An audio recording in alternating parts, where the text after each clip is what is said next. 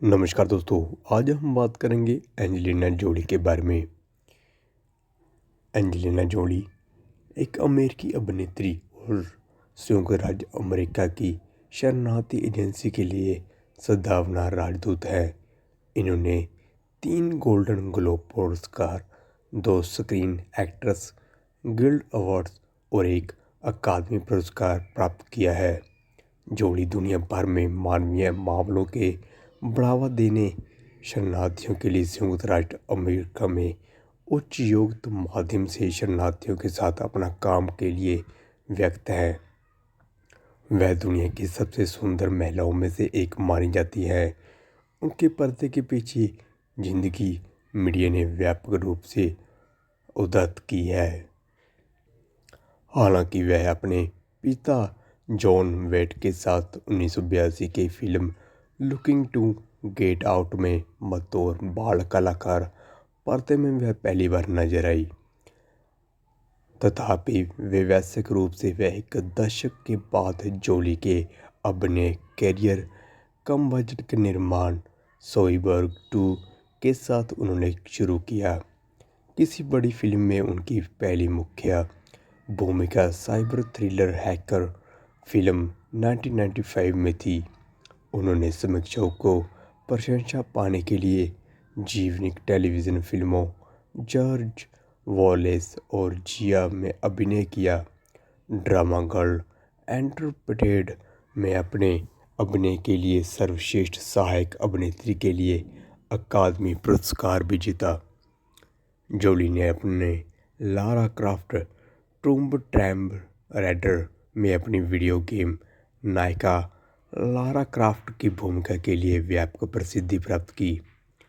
उन्होंने उत्तर कथा Lara craft tomb raider the cradle of life के साथ खुद को प्रख्यात और अत्यधिक प्रशिक्षित मानने के लिए हॉलीवुड के अभिनेत्रियों के बीच स्थापित किया। इन्होंने action comedy mister and missus Smith और वांटेड में निभाई गई भूमिकाओं से अपनी एक अग्रणी एक्शन स्टार के रूप में प्रतिष्ठित प्रबलता की है। ये दो इनकी अब तक की सर्वश्रेष्ठ गैन एनिमेटेड व वैश्विक रूप से फिल्म में भी मानी जाती है। जोली ने पूर्ण ड्रामा फिल्मों में आई माइटी हार्ट और चैजिलिंग में सन 2008 में अपने अभिनय के लिए आलोचकों को प्रशंसा और चैजिलिंग के लिए सर्वश्रेष्ठ अभिनेत्री के रूप में एक अकादमी पुरस्कार नामांकन अर्जित किया है। अभिनेता जॉनी ली मिलर और बेली बॉब थ्रोटन ने अपने तलाकशुदा जोली इस समय अभिनेता ब्रैड पिट के साथ रहती हैं। इस रिश्ते ने विश्व भर में मीडिया को ध्यान आकर्षित किया। जोली और पिट ने 3 बच्चों को गोद लिया है, मैडॉक्स, पैक्स और जारा। साथ ही उनके 3 जैविक बच्चे भी हैं, शीलो, नॉक्स और विवियन। अगर बात की जाए उनके प्रारंभिक जीवन और परिवार के बारे में तो लॉस एंजलिस कैलिफोर्निया में जन्मी जोली कलाकार जोडी जॉन वाइट और मार्शलिन ब्रेटेड की बेटी है। वह चिप टेलर की भतीजी और जेम्स हेवन की बहन और जैकलीन बीसेट और मैक्सिमिलियन शेल की धर्म बेटी है। पिता की ओर से जोड़ी स्लोवाक और जर्मन मूल की है। माता की ओर से वह फ्रेंच, कनाडाई, डच और जर्मन वंश की है। वह अपने माता की ओर से अशांत और एरिक्यू होने के दावा भी कर चुकी है। हालांकि वाइट ने दावा किया कि ब्रिटेन वास्तविक तौर पर एरिक्वाई नहीं थी और उन्होंने केवल अपनी पूर्व पत्नी की विदेशी पृष्ठभूमि को बढ़ावा देने के लिए कहा था। सन 1976 में अपने माता पिता के अलगाव के बाद जोली और उनके भाई को उनकी मां ने ही पाला, जिसने अपनी अभिनय महत्वाकांक्षाओं को अपने बच्चों के परिवर्तन के पर ध्यान केंद्रित करने के लिए त्याग दिया। बचपन में जोली नियमित रूप से अपनी मां के साथ फिल्में देखती थी और बाद में इन्होंने स्पष्ट किया कि उनकी इसकी वजह से ही अभिनय में उनकी दिलचस्पी बढ़ी। उन्होंने पिता ने उन्होंने प्रभावित नहीं किया था। जब वह 6 साल की थी तब उनके माता सुतेला पिता फिल्म मेकर बिल्डे अपने परिवार के साथ पोलिसैडस न्यूयॉर्क चले गए थे। 5 साल के बाद परिवार लॉस एंजलिस वापस चला गया। जोली ने अभिनय का फैसला किया और Lee Strasberg theatre and film institute में दाखिला लिया, जहां पर उन्होंने 2 साल के लिए प्रशिक्षण प्राप्त किया और अनेक मंच प्रस्तुताओं को भाग में लिया। 14 की उम्र में उन्होंने अभिनय कक्षाओं को छोड़ दिया और अंतिम संस्कार निर्देशक बनने का सपना देखा। इन्होंने फैशन मॉडल के रूप में काम करना शुरू किया, मुख्य रूप से लॉस एंजलिस, न्यूयॉर्क और लंदन में। इस अवधि के दौरान वह काले कपड़े पहनने लगे, चाकू खेलने के साथ प्रयोग करें और साथ में रहने वाले बॉयफ्रेंड के साथ मॉशिंग के लिए बाहर जाने लगी। 2 साल के बाद जब वह रिश्ता खत्म हुआ, उन्होंने अपनी मां को घर से कुछ भवन खंडों के बाद जोली को अपने किशोर और शुरुआती विंध्यादशा के दौरान आत्मघाती अवसाद प्रकरणों का सामना करना पड़ा। अपनी बेवली हिल्स हाई स्कूल में विद्यार्थी काल के दौरान क्षेत्र में कुछ संपन्न परिवारों के बच्चों के बीच जोली को एकाकीपन महसूस होता था, चूँकि उनकी माँ एक मामूली आय पर जीवन निर्वाह करती थी। इन्हें अन्य छात्र बहुत पतली होने और चश्मा तथा ब्रेसेस पहनने के लिए छेड़ते थे। इन्हें अन्य लोगों के साथ भावनात्मक रूप से जुड़ने में मुश्किल होती थी, जिसका परिणाम यह हुआ कि इन्होंने अपने को आत्महानि पहुंचाने शुरू कर दिया। जिसके बाद उनकी टिप्पणी में कहा कि मैं चाकू इकट्ठा करती थी और हमेशा अपने आसपास की चीज़ों पर रखती थी। किसी कारणवश खुद को काटना, दर्द महसूस करना शायद जिंदा महसूस था, जिसकी तरह से वह शांति मिलती। वह मेरे लिए काफ़ी उपचारात्मक था। इन्होंने ड्रग्स के साथ भी प्रयोग शुरू किया। 20 वर्ष की उम्र तक हेरोइन सहित इन्होंने लगभग हर संभव नशीली दवा का प्रशिक्षण कर लिया था। जोली लंबे समय से अपने पिता से अलग है। दोनों ने मेल मिलाप की कोशिश की और वह जोली के साथ में नजर आई। सन 2001 में जुलाई 2002 में जोली ने वाइट उपनाम को छोड़ते हुए कानूनी तौर पर अपना नाम एंजेलिना जोली के रूप में बदलने के लिए अनुरोध दायर किया। आधिकारिक तौर पर उनका नाम 12 सितंबर 2002 को बदला गया। उसी वर्ष अगस्त के दौरान वाइट ने अपने एक्सेस हॉलीवुड में दावा किया कि उनकी बेटी गंभीर मानसिक समस्याओं से पीड़ित है और जोली के बाद संकेत दिए कि वह अब अपने पिता के साथ संबंध आगे बढ़ाने में कामना नहीं रखती और कहा कि मैं और मेरे पिता आपस में बात नहीं करते और मुझे उनसे कोई नाराजगी नहीं है। मैं नहीं मानती किसी का परिवार उनका खून बन जाता है, क्योंकि मैंने बेटे को गोद लिया और अपने परिवार को अर्जित किया है। उन्होंने कहा कि वह पिता के साथ अपना मनमुटाव के कारणों को प्रचारित नहीं करना चाहती, पर चूंकि उनके बेटे को गोद लिया था इसलिए उसे नहीं लगता था कि वाइट के साथ खुद को जोड़ना उनके लिए स्वास्थ्यकारक था। अगर उनके प्रारंभिक जीवन के बारे में बात करें तो जोली जब 14 साल की थी तब से बतौर एक फैशन मॉडल के रूप में काम करना शुरू किया, मुख्य रूप से लॉस एंजलिस, न्यूयॉर्क और लंदन में। उस समय वह कई संगीत वीडियो में नजर आई, जिनमें शामिल है Meat Loaf rock and roll tricks क्रूम through, Antonello Venditti, Lenny Kravitz, the lemon hands. 16 की उम्र में जोली रंगमंच पर लौटी और जर्मन डार्मेंटाइट्स के रूप में अपनी पहली भूमिका निभाई। उन्होंने अपने पिता से सीखना शुरू किया क्योंकि उनके तरीके पर गौर किया गया। वो लोगों को बारीकी से देखते थे ताकि उन पर जैसा अभिनय कर सकें। उस समय उनके संबंध से कम तनावपूर्ण थे। जोली ने महसूस किया कि दोनों ही अभिनय शहंशाह हैं। जोली ने USC school of cinematic arts से अध्ययन कर रहे अपने भाई को 5 छात्र फिल्मों में अभिनय किया, पर व्यावसायिक तौर पर उनकी फिल्म करियर की शुरुआत 1993 में हुई जब उन्होंने कम बजट की फिल्म साइबर 2 बतौर कैसेला कैश रीज अपनी पहली प्रमुख भूमिका निभाई, जो अपनी प्रतिद्वंदी विनिमयता के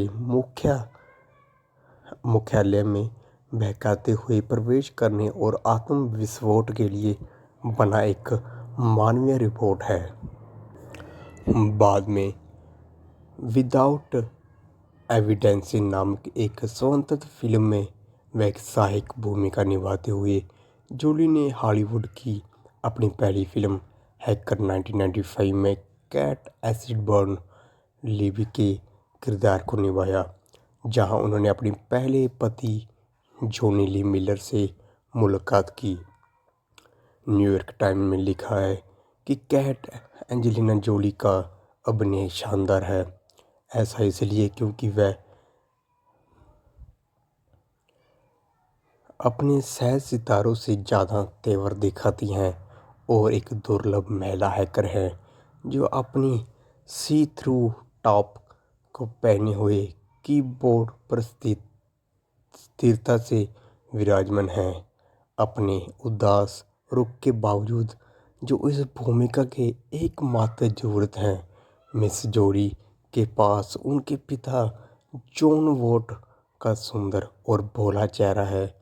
फिल्म बॉक्स ऑफिस पर लाभ कमाने में नाकाम रही, लेकिन वीडियो जारी होने के बाद उन्होंने एक रीत बनाई।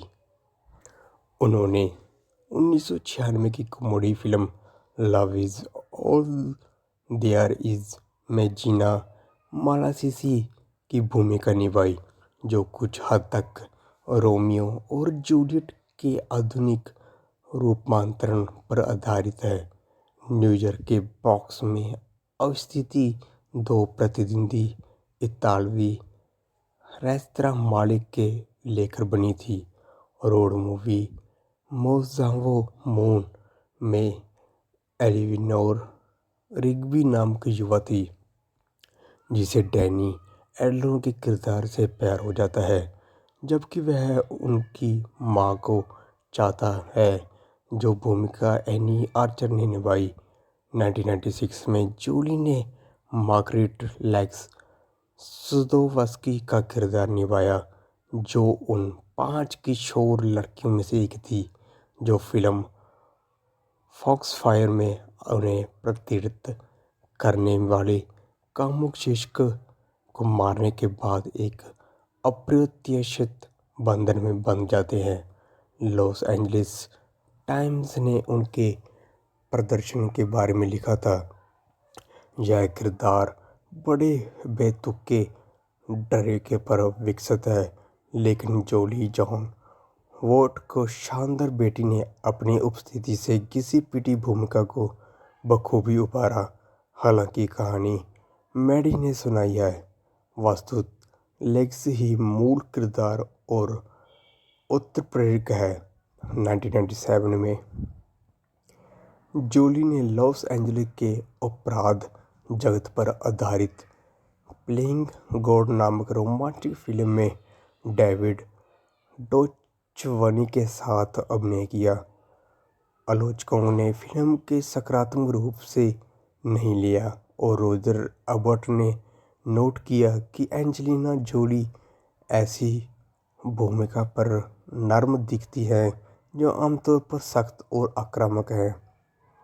वह एक अपराधी की भूमिका में बहुत ही नाजुक लगती हैं और संभवतः वह ऐसी ही है।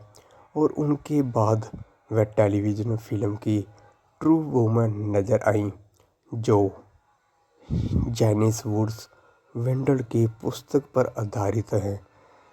अमेरिकी पश्चिम में अवस्थित एक ऐतिहासिक रोमांटिक ड्रामा है। उस वर्ष से वह music video anybody seen my baby में भी नजर आईं, जो रोलिंग स्टोन्स द्वारा तैयार की गई थी।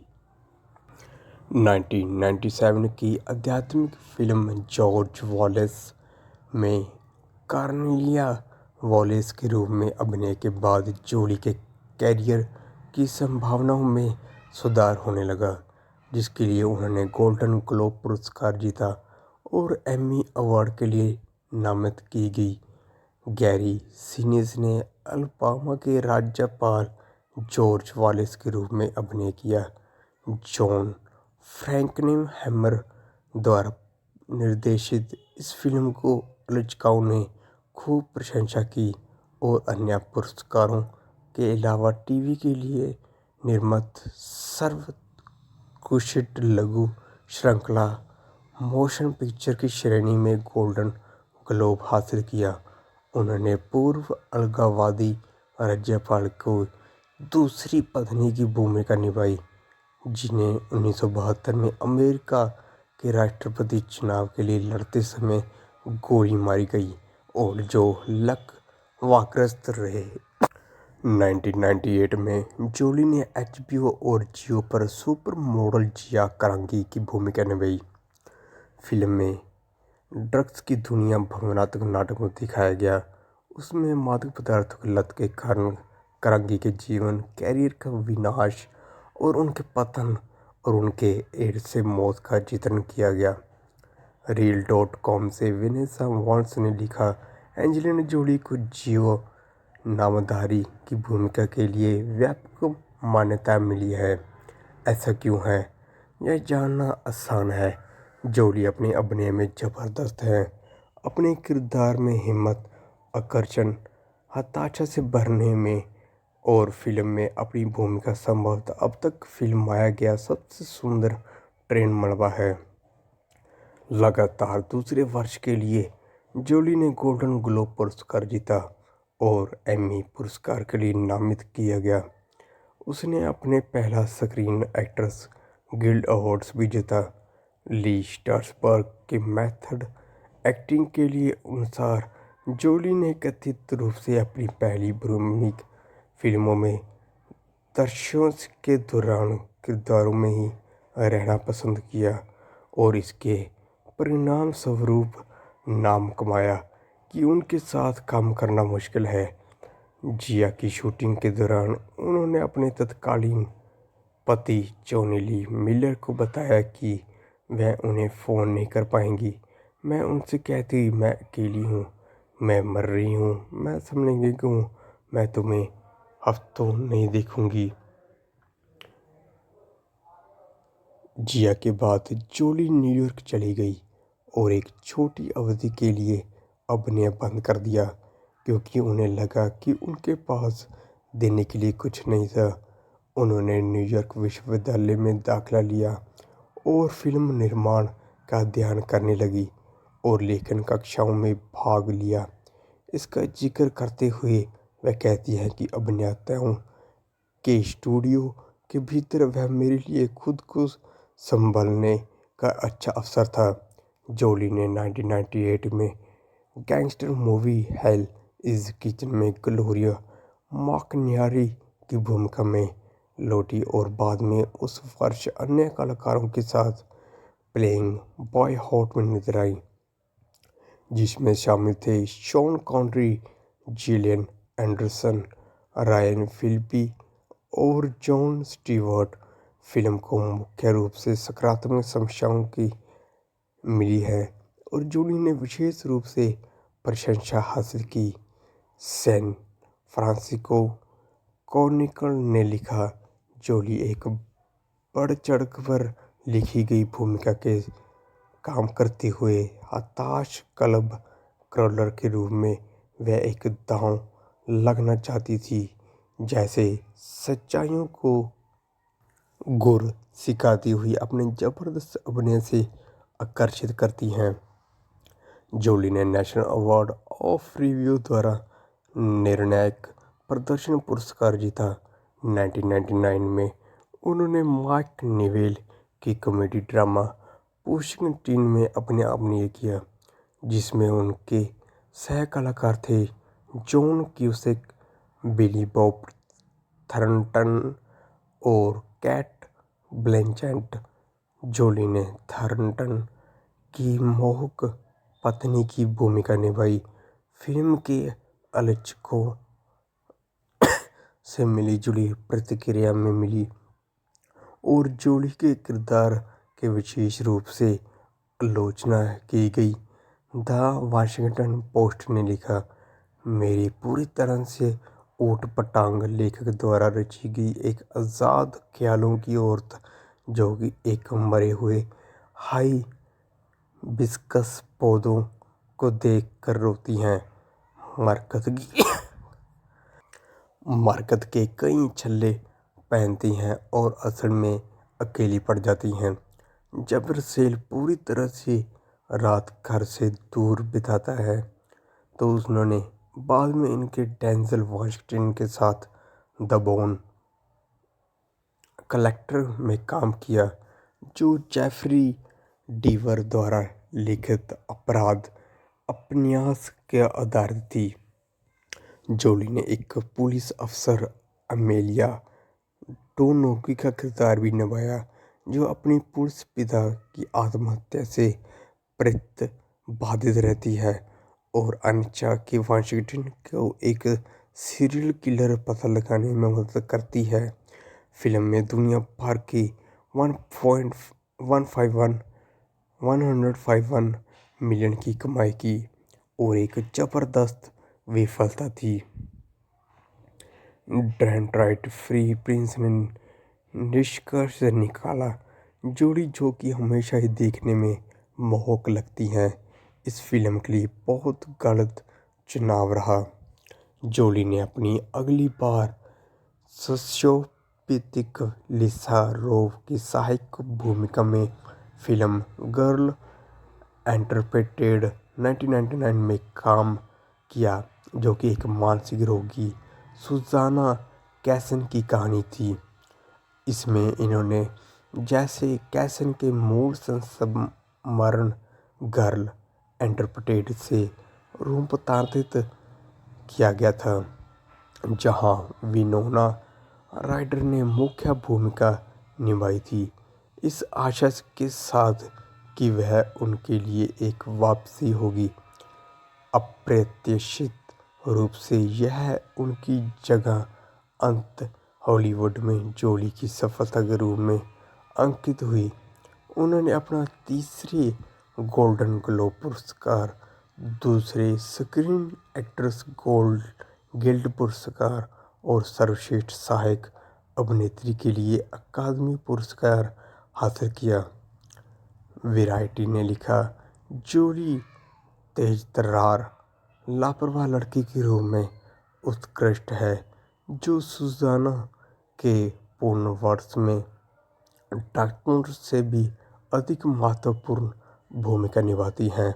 सन 2000 में जूली के कर्मियों में अपनी पहली सफल फिल्म डॉन इन 60 सेकंड में सारा सर्वेलेंट की भूमिका निभाई, जो कार चोर निकोलस केज की पूर्व प्रेमिका है। भूमिका छोटी थी और वाशिंगटन पोस्ट ने आलोचना की, पूरी फिल्म में बस वह साथ खड़ी रहती है, आराम करते हुए अपने दांतों के आसपास उत्तेजना से भरे मांसल संपादित होने वाली मांसपेशियों को दिखाते हुए। बाद में उन्होंने बताया कि लिसा रो की गंभीर भूमिका के बाद वह फिल्म ही एक स्वागत योग्य रहा थी। वह तब तक की उनके सर्वाधिक मुनाफा कमाने वाली फिल्म थी, जिसने अंतर्राष्ट्रीय स्तर पर 237 मिलियन की कमाई की। हालांकि अपनी उच्च अभिनय क्षमता के लिए प्रशंसित अब तक की जोली की फिल्मों में व्यापक स्तर पर दर्शकों को नहीं लुभाया था, लेकिन लारा क्राफ्ट टॉम रेडर ने उन्हें एक अंतर्राष्ट्रीय सुपरस्टार बना दिया। लोकप्रिय टॉम रेडर की वीडियो गेम अनुकूलन के लिए लारा क्राफ्ट के शीर्षक भूमिका निभाने हेतु जोली को ब्रिटिश उच्चारण सीखने और व्यापक मार्शल आर्ट प्रशिक्षण की जरूरत पड़ी। आमतौर पर उन्हें अपने शारीरिक प्रदर्शन के लिए सराहना मिली, लेकिन फिल्म को ज़्यादातर नकारात्मक समीक्षाएं हासिल हुई। सैलेंट मैगजीन ने अपने टिप्पणी की और एंजेलिना जोली लारा क्राफ्ट की भूमिका निभाने के लिए ही पैदा हुई थी, लेकिन साइमन वेस्ट ने गोताखोर के एक खेल में उनकी यात्रा करवाते हैं और बहरहाल फिल्म अंतर्राष्ट्रीय स्तर पर सफल रही, जिसने दुनिया भर में 275 मिलियन का मुनाफा कमाया और एक महिला एक्शन स्टार के रूप में उनकी विशेष प्रतिष्ठा और शुभारंभ किया गया। जोली ने बाद में एंटोनियो बैंडेरास के साथ कॉर्नेल वुलरिच के उपन्यास वॉल्टेज इनटू डार्कनेस पर आधारित रोमांचक फिल्म ओरिजिनल सीन में मेल ऑर्डर दुल्हन जूलिया रसेल के रूप में अभिनय किया। फिल्म बड़ी प्रमुख विफलता थी, जिसके बारे में न्यूयॉर्क टाइम्स ने टिप्पणी की। कहानी मिस जोली के गले की रेखा से भी गहरी गोता खाती है। सन 2002 में उन्होंने लाइफ और समथिंग लाइट इन में लेनी कैरिगन की भूमिका निभाई, जो कि फिल्म में एक महत्वाकांक्षी टीवी पत्रकार है, जिसे बताया जाता है कि वह एक सप्ताह में मर जाएगी, और फिल्म को आलोचकों की प्रशंसा नहीं मिली। हालांकि जोली के अभिनय के प्रति सकारात्मक समीक्षाएं हासिल हुई। CNN के पॉल विंटन ने लिखा, जोली अपनी भूमिका में उत्कृष्ट रही। फिल्म के बीच में कुछ ऊटपटांग कथानक अंशों के बावजूद वह अकादमी पुरस्कार विजेता अभिनेत्री और उत्तम निवेशन और जीवन को सही मायने में पूरी तरह से जीने की यात्रा में बेहद विश्वसनीय है। सन 2003 में जोली ने अपना Lara craft Tomb Raider the cradle of life में लारा क्राफ्ट के रूप में अपनी भूमिका को दोहराया। अगली कड़ी ने, जो कि मूल जितना आकर्षण नहीं था, अंतर्राष्ट्रीय बॉक्स ऑफिस स्तर पर 156 करोड़ डॉलर की कमाई की। बाद में उसी वर्ष जोली ने अपनी अफ्रीका में एंड कार्यकर्ताओं की से जुड़ी हुई एक फिल्म बियॉन्ड बॉर्डर्स में अभिनय किया। हालांकि फिल्म मानवीय राहत को बढ़ावा देने में जोली की वास्तविक जीवन की रुचि को दर्शाता है। फिल्म आलोचनात्मक और आर्थिक रूप से असफल रही। लॉस एंजलिस टाइम्स ने लिखा, जोली जैसा कि उन्होंने अपने ऑस्कर विजेता भूमिका गर्ल इंटरप्रेटर में किया, उस रोमांच और विश्वसनीयता को अपनी उन भूमिकाओं में पैदा कर सकती है जिनकी वास्तविकता को वह समझती हैं। वे लारा क्राफ्ट फिल्मों को देख सकती हैं, कार्टूनों का समर्थन कर सकती हैं, लेकिन उनका यह संकर किरदार जो भिनभिनाते कीड़ों और खून और नालों की दुनिया में फंसा बुरी तरह से लिखा गया एक कार्डबोर्ड व्यक्ति है, उन्हें पूरी तरह से परास्त करता है।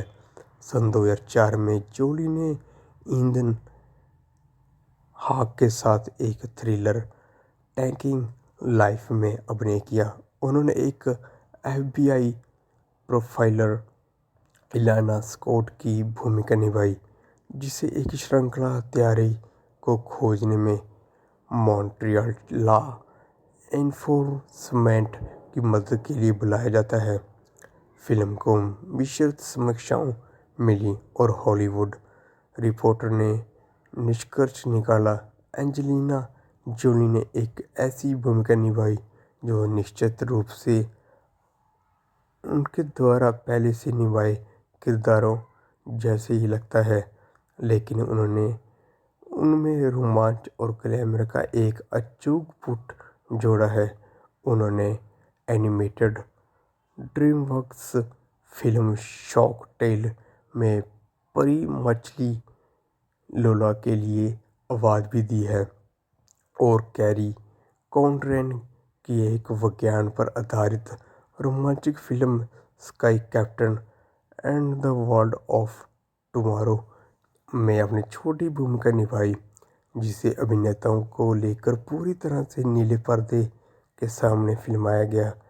इसके अलावा 2004 में जोली ने अपने अलेक्जेंडर महान के बारे में ऑलिवर स्टोन की जीवनी फिल्म अलेक्जेंडर में ओलिम्पियास की भूमिका निभाई।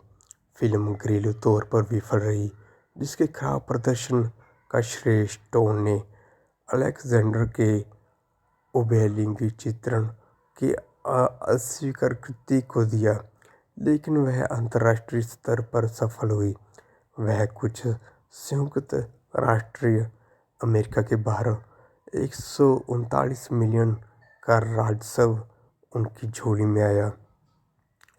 सन 2005 में जोली ने एकमात्र film action comedy mister and missus Smith थी, जो डॉ लिमन द्वारा निर्देशित। वह फिल्म एक उबे हुए विवाहित दंपति की कहानी है। उन्हें यह पता ही है कि वह दोनों की रहस्यमय हत्यारे हैं। जोली ने ब्रैड पिट के साथ जैन स्मिथ की भूमिका निभाई। फिल्म को मिश्रित समीक्षाएं हासिल हुई, लेकिन दोनों के बीच मौजूद आपसी तालमेल के लिए उनको सराहना मिली।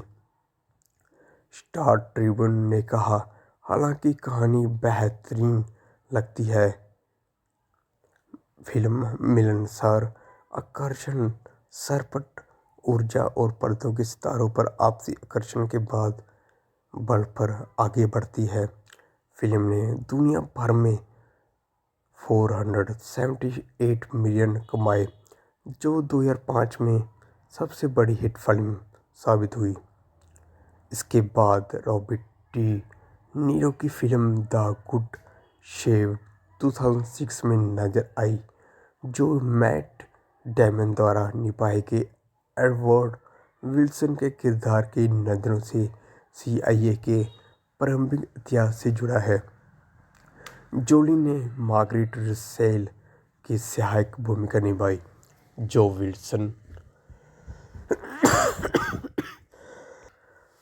विल्सन की उपशिक्षित पत्नी है। शिकागो ट्रिब्यून के अनुसार जोली विश्वसनीय रूप से बूढ़ी होती हैं।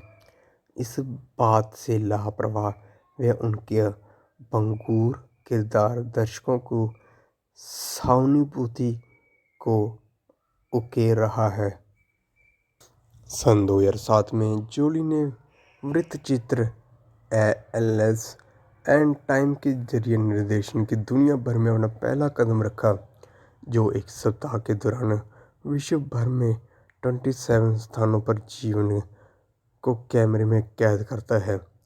फिल्म को ट्रिबेका फिल्म समारोह में दिखाया गया और इसे मुख्यतः उच्च विद्यालयों में राष्ट्रीय शिक्षक संघ के माध्यम से वितरित करने का इरादा है। जोली ने माइकल वेंटरबॉट्स के विचित्र शैली के ड्रामा ए माइटी हार्ट में मरियन पर्ल की भूमिका निभाई, जो पाकिस्तानी में वॉल स्ट्रीट जर्नल के रिपोर्टर डैनियल पर्ल के अपहरण और हत्या के बारे में है। फिल्म मरियन पर्ल के संस्मरण ए माइटी हार्ट पर आधारित है और कान फिल्म महोत्सव में इसका प्रीमियर आयोजित होता है। हॉलीवुड रिपोर्टर ने जोली के प्रदर्शन को अच्छी तरह से नपा तुला और मर्म को छूने वाला है, जिसे सम्मान और मुश्किल लहजे पर मजबूत पकड़ के साथ निभाया कहा।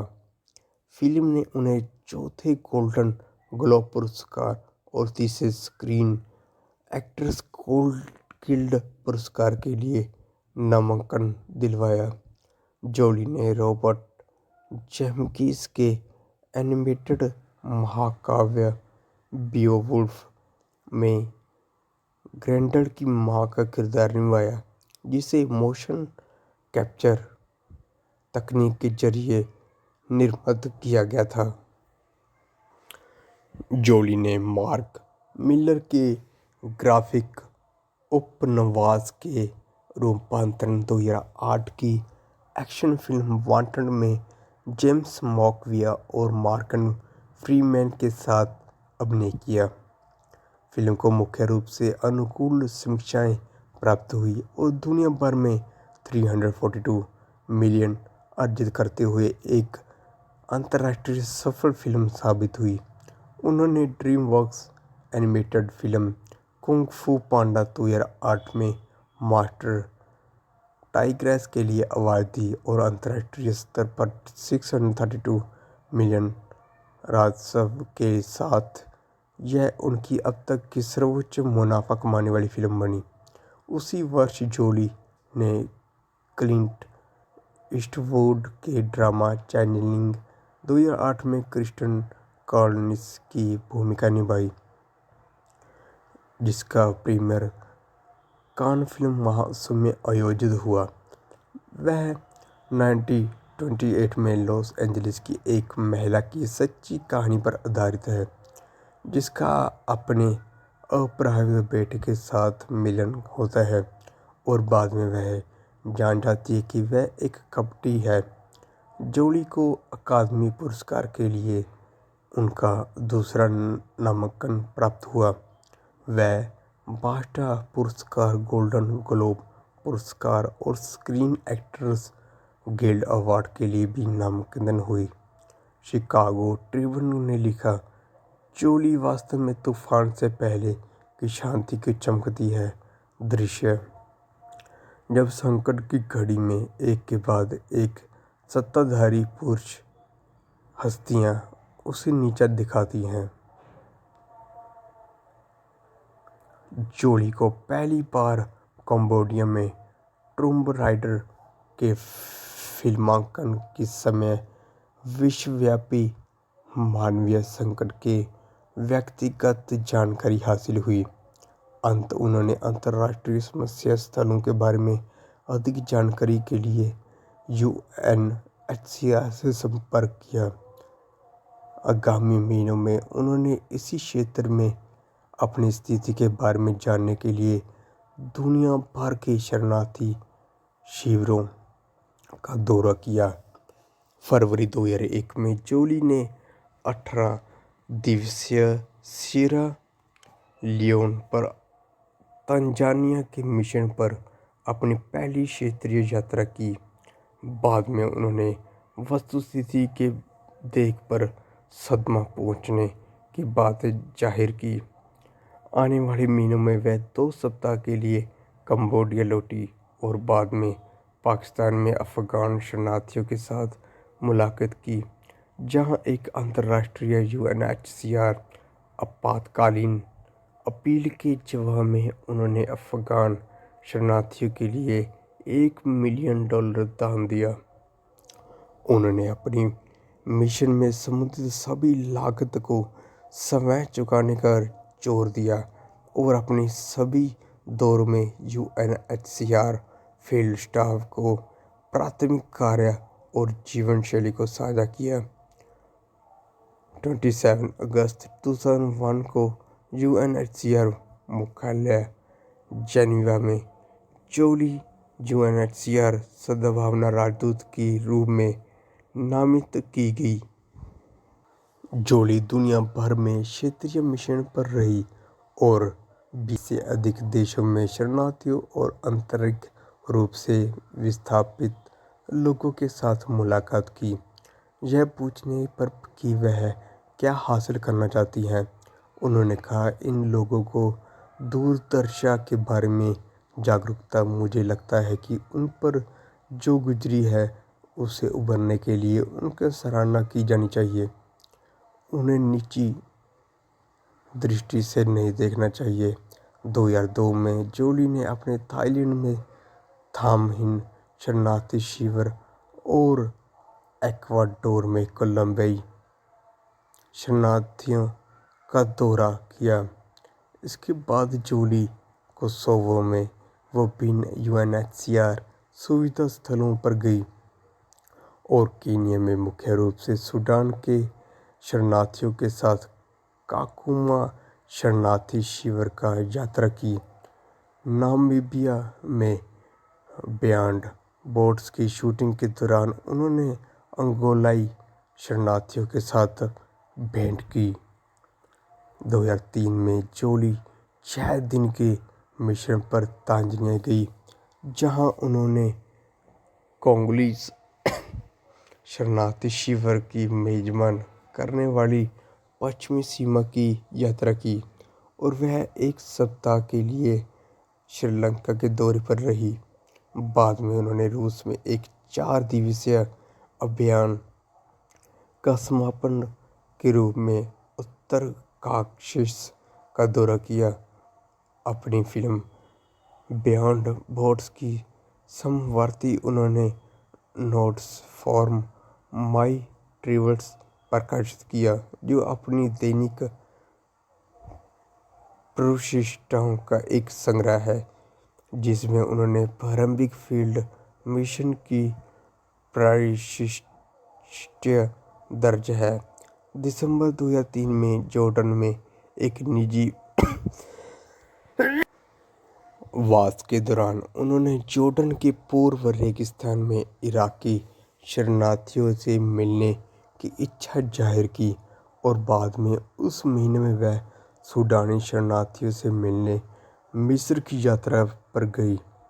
संयुक्त राज्य अमेरिका के भीतर अपनी पहली यूएन यात्रा पर जोली 2004 में एरिज़ोना गई, जहां 3 सुविधा स्थलों पर हिरासत के बाद बंद शरण चाहने से भेंट की और दक्षिण पश्चिमी मुख्य कार्यक्रम फिनिक्स का दौरा किया, जो बिना साथी वाले बच्चों के लिए एक सुविधा स्थल है।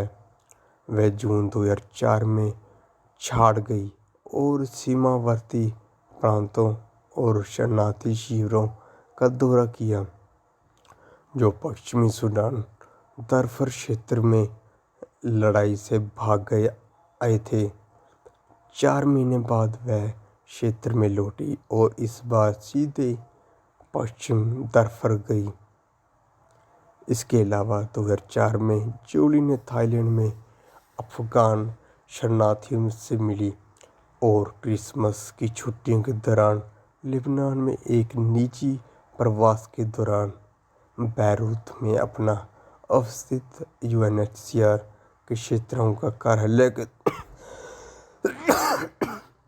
दौरा किया, साथ ही कुछ युवा शरणार्थी और लेबनान के राजधानी में कैंसर रोगियों से भेंट की।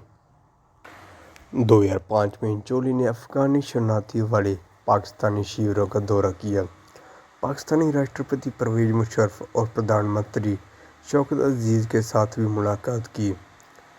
नवंबर में धन्यवाद सप्ताहांत के दौरान 2005 कश्मीर भूकंप के प्रभाव को देखने के लिए ब्रैड पिट के साथ पाकिस्तान लौटी। 2006 में जोली ने पिट के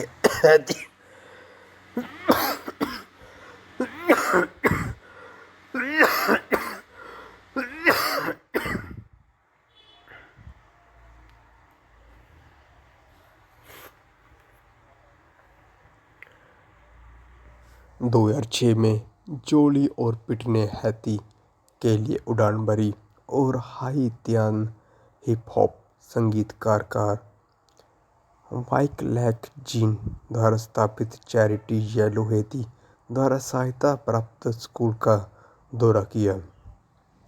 बाद में ए माइटी हार्ट पर फिल्मांकन का दौरान नई दिल्ली में जोली ने अफगानिस्तान और बर्मा शरणार्थियों के साथ मुलाकात की। उन्होंने सैन जोस कोस्टा रिका में कोलंबियन शरणार्थियों के साथ क्रिसमस दिवस 2006 बिताया, जहां उन्होंने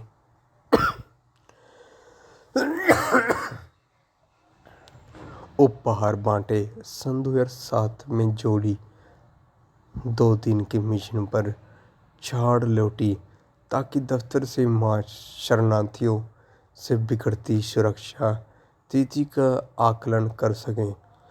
जोली और पिट ने बाद में छाड़ और दफन में 3 राहत संगठनों को $1 मिलियन का दान दिया।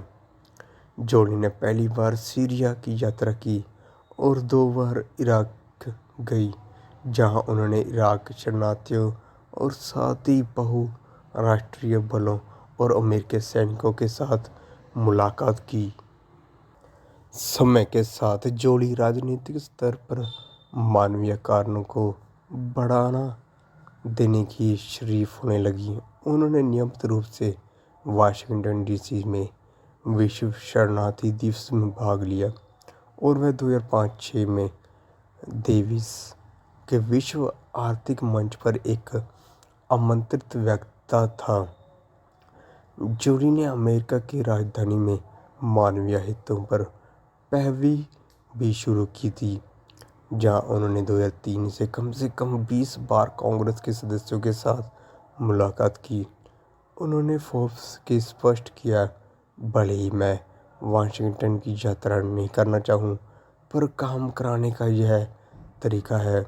2005 में जोली ने राष्ट्रीय प्रेस क्लब के उपहार में भाग लिया, जहां उन्होंने national centre for refugee and immigrant children की स्थापना की घोषणा की, जो कि एक ऐसा संगठन है जहां बिना कानूनी प्रतिनिधित्व वाले शरण की याचना करने वाले बच्चों को मुफ्त कानूनी सहायता उपलब्ध कराई जाती है, जिसके प्रारंभ के 2 वर्षों के लिए स्वयं जोली ने $5 लाख दान दिए। जोली ने तीसरी दुनिया की शरणार्थी और कमजोर बच्चों की सहायता के लिए कई पैसे दिए।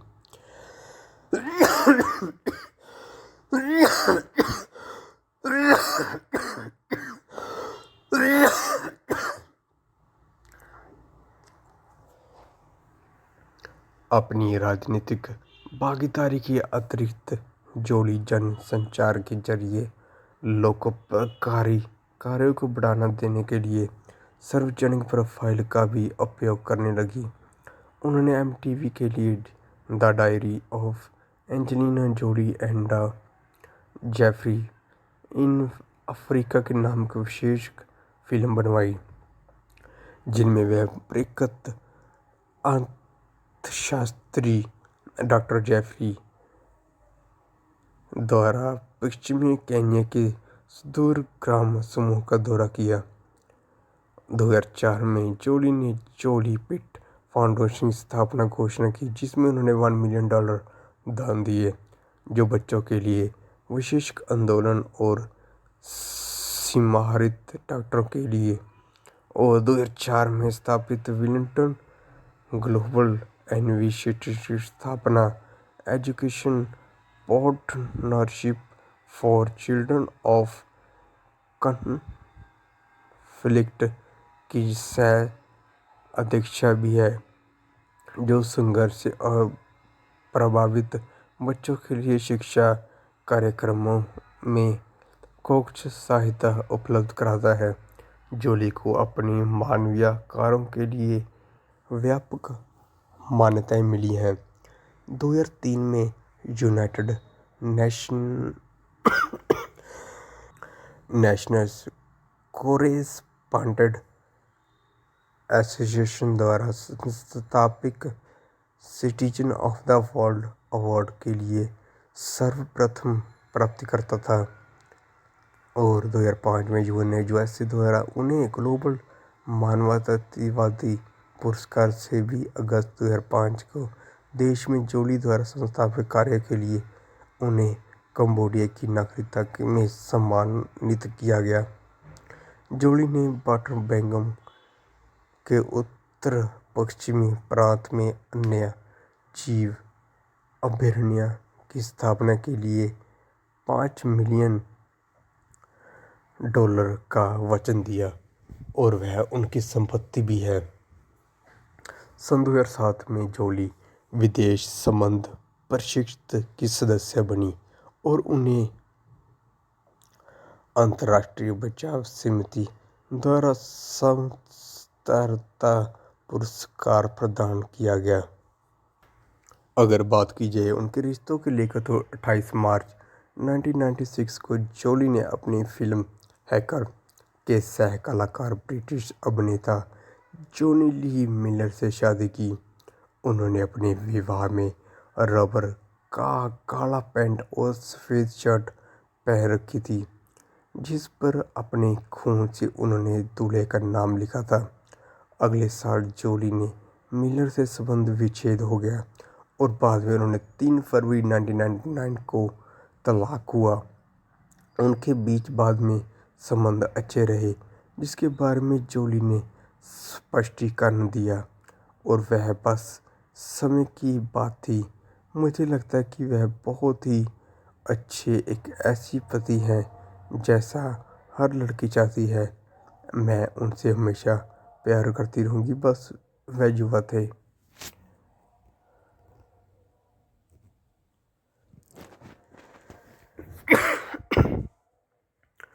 पुशिकटिन की शूटिंग के दौरान वह अमेरिकी अभिनेता बिली बॉब थॉर्ंटन से मिली और बाद में वह 5 मई 2000 को उनसे शादी कर ली। अपने जुनून और प्यार के संकेत की अक्सर सार्वजनिक घोषणा की वजह से, जिनमें सर्वाधिक मशहूर है अपने गले में एक दूसरे के खून की शीशियाँ को लटकाया घूमना, उनका रिश्ता मनोरंजन मीडिया का पसंदीदा विषय बन गया। जोली और थॉर्ंटन के बीच 27 मई 2003 को तलाक हुआ। उनकी शादी को अचानक भंग करने के बारे में पूछे जाने पर जोली ने कहा, मुझे इसकी ने चौंका दिया क्योंकि रातों रात हम पूरी तरह से बदल चुके थे। मुझे लगता है कि अचानक एक दिन हम कुछ भी आम नहीं था। वह डरावना है, लेकिन मुझे लगता है कि ऐसा हो सकता है कि जब किसी और में अपनी दिलचस्पी बढ़ रही है तो आप खुद अभी इस बात को नहीं जानते। जोली ने साक्षात्कार में कहा कि वह उभयलिंगी है और लंबे समय पहले ही स्वीकार किया कि उनके और फॉक्सफायर की सह अभिनेत्री जेनी शिमजू के बीच लैंगिक संबंध थे। वह शायद जेनी के साथ शादी कर लेती यदि मैंने अपने पति से शादी नहीं की होती। तो जिस पल मेरी नज़र उस पर पड़ी, उसी पल उनकी नज़र में प्यार हो गया।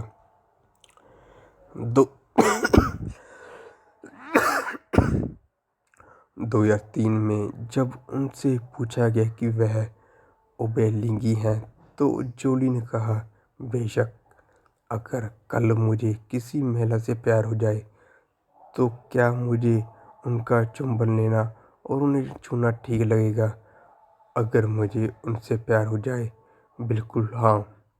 2005 की शुरुआत में जोली ने एक बेहद प्रचारित हॉलीवुड लोकापवाद भी शामिल हुआ जब उन पर अभिनेता ब्रैड पिट, जेनिफर एनिस्टन के बीच तलाक के कारण बनने का आरोप लगाया गया था।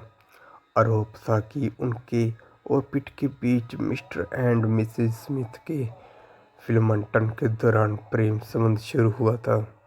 उन्होंने कई अवसरों पर इसका खंडन किया, लेकिन स्वीकार किया कि उनके बीच सेट पर प्यार हो गया था। 2005 के एक साक्षात्कार में उन्होंने बताया कि एक शादीशुदा आदमी के साथ नज़दीकियां, जब मेरे अपने पिता ने मेरी माँ के साथ धोखा दिया, कुछ ऐसी बात थी कि जिसे मैं खुद माफ़ नहीं कर सकता हूँ। सुबह मैं खुद अपनी सूरत नहीं देख पाता। यदि मैंने यह किया तो मैं ऐसे आदमी के प्रति आकर्षित नहीं हो सकती जो अपनी पत्नी को धोखा देता है। जहां जोली और पिट ने अपने रिश्ते की प्रकृति सार्वजनिक तौर पर कोई टिप्पणी नहीं की, वह 2005 के दौरान अटकलबाजी जारी रही। पहली अतरंग फोटो पत्रिकाओं के अप्रैल में उभरी। एनिस्टन द्वारा तलाक के लिए अर्जी दायर करने के लिए 1 महीने के बाद जेम्स पिट और जोली उनके बेटे मैड्स के साथ केन्या के समुद्री तट पर दिखे।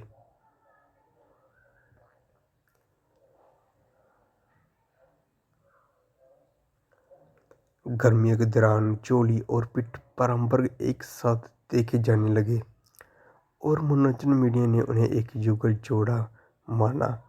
उन्हें नाम दिया ब्रेज़िलिना।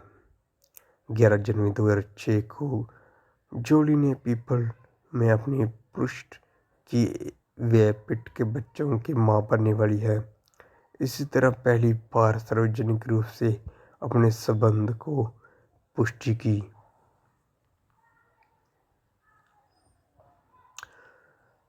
तो आइए अब बात करते हैं उनके बच्चों के बारे में।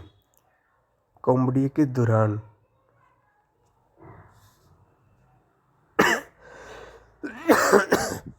का दौरा करने के बाद गोद लेने के लिए आवेदन का फैसला किया और दूसरे पति बिली बॉब थॉर्ंटन से तलाक के बाद जोली के मैडक्स की एकल्स अभिरक्षा हासिल हुई। जोली ने अन्य बच्चों की तरह मैडक्स की काफ़ी लोकप्रियता प्राप्त की। नियमित रूप से अखबार मीडिया में दिखाया जाता है। जोली ने 6 जुलाई 2005 को इथियोपिया में 6 महीने तक लड़की ज़हरा मार्लो को गोद लिया। ज़हरा का जन्म 8 जनवरी 2005 को हुआ था। मूल रूप से उनकी मां ने उनका नाम येम सरच रखा था। बाद में एक अनाथालय में उनका नाम टीना एडम रख दिया। जोली ने उसे अदीस अबाब में वाइड होराइजन फॉर चिल्ड्रंस अनाथालय में अपनाया।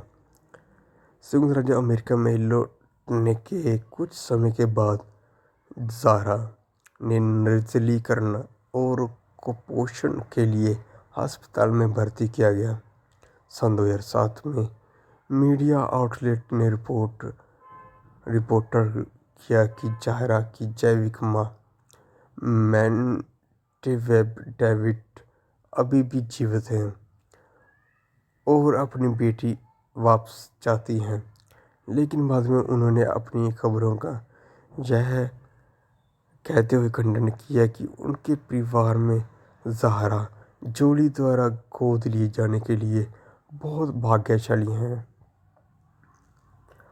ब्रैड पिट के कथित तौर पर उपस्थिति थी जब जोली ने गोद लेने के लिए दस्तावेजों पर हस्ताक्षर किए और अपनी बेटी को संभाला। बाद में जोली ने संकेत दिया कि उसने और पिट ने एक साथ ज़हरा को अपनाने का फैसला किया। 19 जनवरी 2006 को कैलिफोर्निया में एक न्यायाधीश ने कानूनी रूप से जोली के 2 बच्चों को गोद लेने के लिए पिट के अनुरोध को मंजूरी दे दी।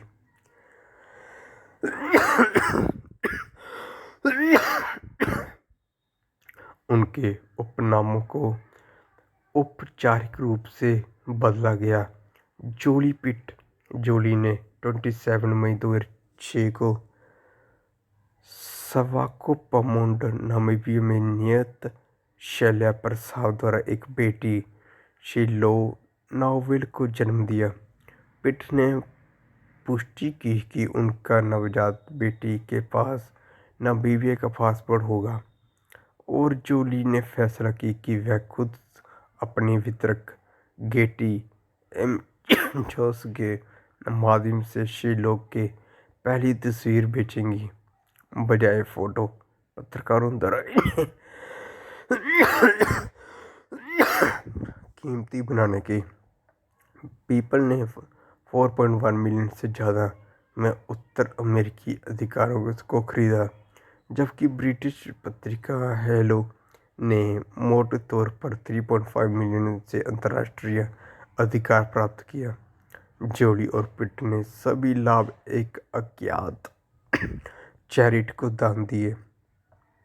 न्यूयॉर्क में मैडम तुसादस ने 2 महीने पहले शिलो के मोम के पुतले का अनावरण किया।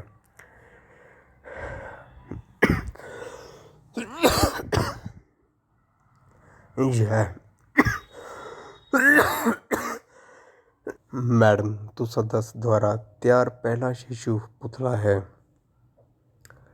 15 मार्च 2007 को जोली ने वियतनाम के एक 3 साल के लड़के थैक्स को गोद लिया, जो 29 नवंबर 2003 को पैदा हुआ था और एक स्थानीय अस्पताल में छोड़ दिया गया था, जहां उसका शुरुआती नाम था फोम क्वांग सेंग।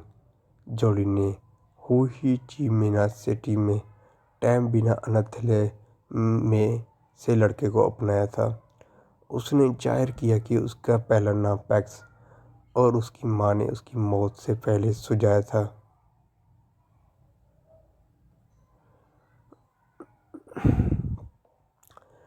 मीडिया द्वारा मीनों अटकलों लगाने के बाद जोली ने 2008 में कॉन फिल्म समारोह में पुष्टि की वह जुड़वा बच्चों की उम्मीद कर रही हैं और उन्होंने एक बेटे नॉक्स लियोन और एक बेटी विवियन मार्शलिन को शैल्या प्रसाद द्वारा 12 जुलाई 2008 को फ्रांस के नाइस में लैनवल अस्पताल में जन्म दिया। नॉक्स और विवियन की पहली छवियों के संयुक्त अधिकार पीपल हेलो को $14 मिलियन में बेचे गए, जो कि ऐसे सेलिब्रिटी के सबसे महंगी तस्वीरें और पैसे जोली के पिट फाउंडेशन में पहुंचे। जोली अपने लोकप्रिय पिता जॉन वाइट के कारण छोटी उम्र में ही मीडिया में प्रकट हुई। 7 वर्ष की उम्र में उनके पिता द्वारा सह-लिखित और अभिनीत लुकिंग टू गुड आउट में उन्हें एक छोटी भूमिका निभाई और 1988 में उनके साथ किशोर के रूप में अकादमी पुरस्कार भाग लिया।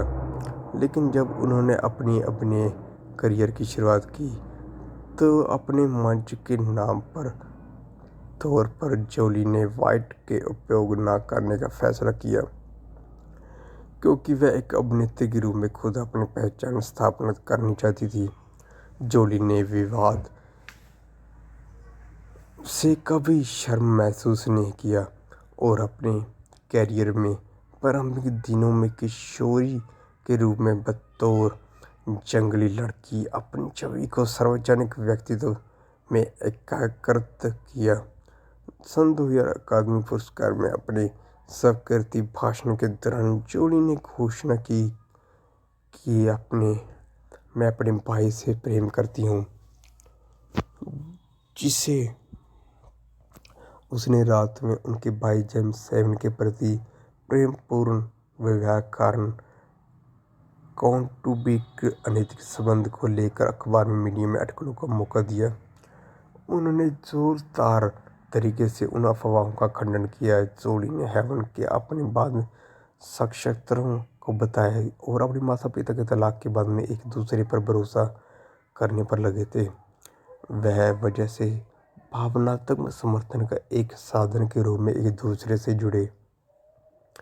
जोली ने किसी प्रचारण के एजेंट की नियुक्ति नहीं किया। वह जल्दी अखबारों का चहेती बन गई, क्योंकि वह एक साक्षात्कारों के खुद को मुख्य रूप से प्रस्तुत करती थी, जहां उनके अपने प्रेम जीवन और बीडीएसएम की रुचि के खुले आम चर्चा करती थी। एक बार में एक महिला प्रशंसक के साथ सोने की संभावना का दावा किया। सबसे विशिष्ट शारीरिक विशेषताओं के रूप में जोली ने होठों पर उल्लेखनीय रूप से मीडिया का ध्यान आकर्षित किया। उनके रूप में सौंदर्य को कॉस्मेटिक सर्जरी के शौकीन महिलाओं के बीच प्रशिक्षण में मौजूद सोने के मानक तौर पर वर्णन किया गया है। वह बिली बॉब थॉर्नटन के साथ अपनी कॉफी प्रचार पाने वाली शादी पर उनके बाद प्रशिक्षण मानवीय समस्याओं का समर्थन किया। उसकी वजह से मुख्य रूप से बन रही जब उन्होंने यूएनएचसीआर संभावना राजदूत की भूमिका को ग्रहण किया, तब से अपनी लोकप्रिय हस्ती का दुनिया भर में मानवीय कारणों का प्रकाश डालने के लिए उपयोग करना शुरू किया। जोली 2000 के बाद से विमान उड़ाने की प्रशिक्षण ले रही है और उनके पास एक निजी पायलट लाइसेंस और वह एक शीर्ष SR-22 हवाई जहाज की मालिक हैं।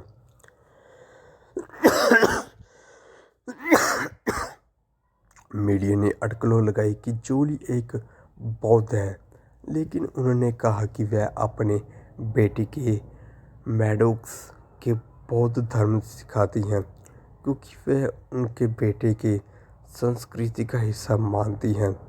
जोली ने निश्चित रूप से यह नहीं बताया कि वह भगवान की विश्वास करती हैं या नहीं। जब 2000 में उन्होंने अपने पूछा गया कि वह कोई परमेश्वर है, तो उन्होंने कहा, जो लोग उन पर विश्वास करते हैं उनके लिए ऐसा हो सकता है, मुझे अपने के लिए भगवान की ज़रूरत नहीं। 2005 में प्रारंभ में होता है। ब्रैड पिट के साथ उनका रिश्ता दुनिया भर में बहुचर्चित किस्सों में एक बन गया। 2006 में प्रारंभ में जोली द्वारा अपने गर्भ अवस्था की पुष्टि के बाद उनको लेकर अभूतपूर्व मीडिया प्रचार पागलपन की हद तक पहुंच गया।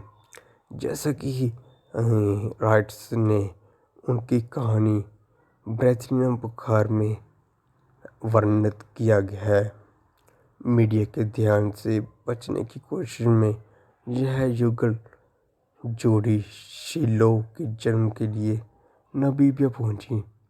यीशु मसीह के बाद सबसे प्रतीक्षित बच्चे के रूप में जिसके वर्णित किया गया है। 2 साल बाद जोली की दूसरी गर्भ अवस्था के दोबारा मीडिया अनुबंध को जन्म दिया।